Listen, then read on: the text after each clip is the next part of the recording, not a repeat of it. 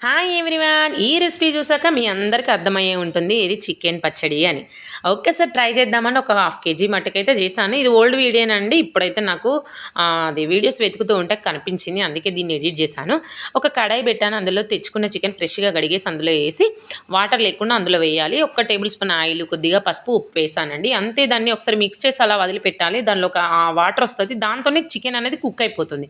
ఇది అయ్యేలోపు మనం కావాల్సినవి అన్నీ రెడీ చేసుకుందాం.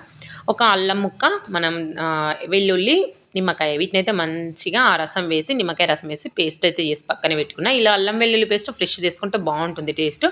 మళ్ళీ కడాయి పెట్టి కొద్దిగా ధనియాలు, దాల్చిన చెక్క, లవంగాలు, 2 యాలకులు. సో, మనం తీసుకున్న క్వాంటిటీ చికెన్ క్వాంటిటీ బట్టి. మెయిన్ ఇంగ్రీడియంట్స్ ఏంటంటే ఆవాలు, మెంతులు, జీలకర్ర. వీటితోనే పికిల్ టేస్ట్ అనేది వస్తుందండి. లేకపోతే నార్మల్‌గా చికెన్ ఫ్రై చేసుకున్నట్టు ఉంటుంది మెయిన్‌గా. అలా అనమాట. సో, వీటినైతే చల్లారాక మిక్సీ జార్‌లో వేసి మంచిగా పౌడర్ చేసి పక్కన పెట్టుకున్నా. చూడండి పీసులు కలర్ అనేటివి చేంజ్ అవుతాయి. అందులోకి వచ్చిన వాటర్‌తో ఆ చికెన్ పీసులు అనేవి ఆల్మోస్ట్ ఒక 60% అలా కుక్ అయిపోతుందన్నమాట. సో, వాటర్ అనేది కంప్లీట్‌గా డ్రై అయిన తర్వాత ఈ స్టవ్ ఆఫ్ చేసేసుకోవాలండి. ఇప్పుడు మళ్ళీ మనం స్టవ్ ఆఫ్ చేసుకున్నాక కడాయి పెట్టేసుకోవాలి. సో, కడాయి పెట్టుకున్నాక కొద్దిగానే ఆయిల్ వేసుకోవాలండి. మనం కర్రీ వండుకున్నట్టు గంటిలు పోసేసుకోవద్దనమాట. మామూలుగా నార్మల్‌గా మనం తీసుకున్న చికెన్‌కి సరిపడా ఆయిల్ అయితే వేసుకోవాలన్నమాట. సో, ఈ చికెన్‌ని ఇందులోకి ట్రాన్స్‌ఫర్ చేసేసుకోవాలి. చూడండి ఈ ఆయిల్‌లో మొత్తం ఫ్రై అవ్వాలి. ఇది ఎట్లా మరీ మాడిపోకూడదు, అలా అని పచ్చి పచ్చిగా కూడా ఉండకూడదు. పీస్ కలర్ అనేది చేంజ్ అవుతుంది. మీరు అబ్జర్వ్ చేయండి, బ్రౌనిష్ కలర్‌లో వస్తుంది.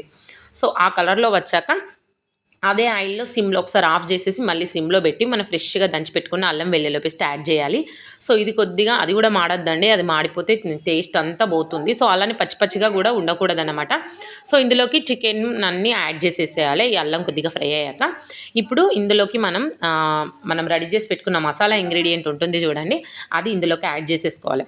సో, ఇక్కడ మెయిన్ ఏంటంటే స్టవ్ ఫుల్ పెట్టినా, లేకపోతే అసలు అది నార్మల్‌గా బంద్ చేయకుండా, ఆఫ్ చేయకుండా వేసినా మన పికిల్ అంతా వేస్ట్ అయిపోతుంది.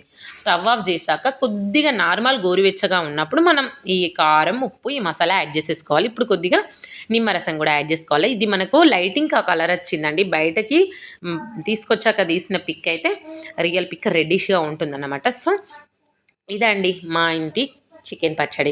ఇలా చేసుకోండి, ఈజీగా టేస్టీగా ఉంటుంది. నిల్వ కూడా మనకి మినిమమ్ 15 డేస్ కూడా ఉంటుంది. Thank you for watching. Please subscribe. మన ఛానల్ ఎవరైనా సబ్స్క్రైబ్ చేయని వాళ్ళంటే సబ్స్క్రైబ్ చేసుకోండి.